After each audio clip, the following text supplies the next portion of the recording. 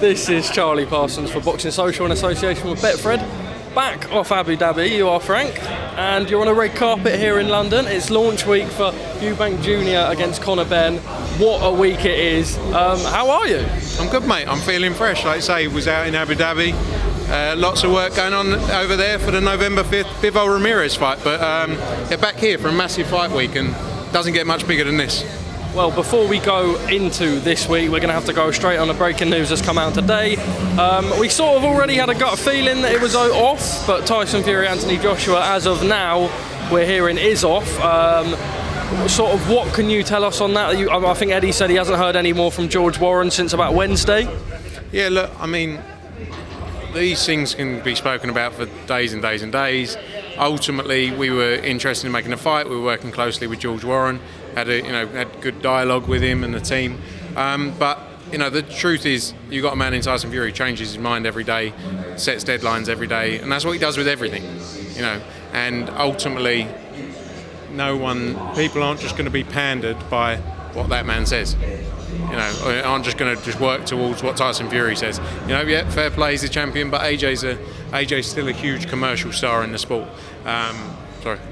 I was just about to ask about AJ. I've seen now that it looks like the date is December 17, which was the provisional date that you guys wanted for AJ's Matchroom return. That's what Eddie sort of hinted at and pointed out today in his interview with Matchroom. Is that sort of, can you reiterate the same? Yeah, that's what we're working towards. Got meetings with the team and start getting plans in place. So the key is for us to get AJ back out there, get him active again and get the win.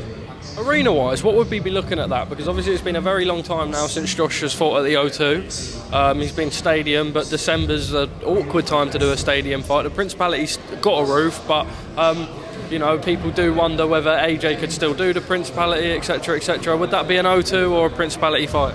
The truth is, AJ is the only fighter who has time and time again shown that he can sell out these stadium shows.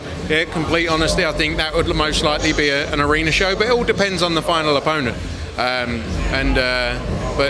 we'll work towards it. Whether it's the O2, whether it's Manchester Arena, Wembley, there's quite a few options to look at. So we'll go from there. John Fury has said that Eddie Hearn is a bum for not allowing Anthony Joshua to get a £110 million payday. Your response to that? A what payday? £110 million payday. Not sure where he's come up with that.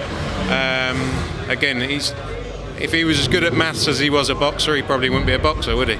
But it's John Fury, not Tyson. John Fury. I'm not sure John Fury knows the intricate details of the financials around the show, but let's see. I think AJ's his own man. It's not like we sit there and go, you can't do this. Ultimately, we have to work with him to find the best options and make sure the deal makes sense and make sure all the details around it make sense. We're not here just to jump into an agreement that someone says, there you go, sign that. Ultimately it has to make sense, and that's our job in the background. Eubank Jr-Benn this week, massive fight. We're here, red carpet, sort of says it all to the start of the week. Just from you, just how big is this? It's being branded as a trilogy. It's gone on Good Morning Britain. It's got a documentary airing on BBC One. The fight week feels massive. I tweeted out today that this is one of the most excited I've ever been for a UK fight week. Yeah, look, it's a huge fight, and the key is as well, you've got two guys in there. Ultimately, we can do all the work we do, but if you've got two people who really want to get involved and get behind it, that's most important. And these guys are both giving us great access. They both love what they do, and they love the camera. They love social media. They love content. So it's been a great promotion. I think we're going to see a massive night on Saturday, and I think this is going to do some huge numbers. What's the price point for Virgin pay-per-view? Do the customers of Virgin still have to buy the DAZN subscription to get the fight as well?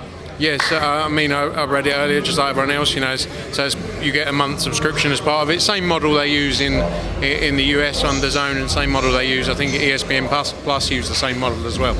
Looking to get this on any other broadcasters, or for now TV, does it look just to be Virgin, that it's immediately accessible? That's something DAZN obviously work through their partnerships. So I think Virgin's set for that, and then I'm sure they'll be working on other things, but that's as far as I know. The plan right now is for Virgin. Frank Smith, I imagine you've got many media duties to do, so just a final message, sell the fight ahead of Saturday. Don't miss it. I can't say who's going to win because I will get in trouble, but it's going to be a 12-round war. Tune in. Thank you, Frank.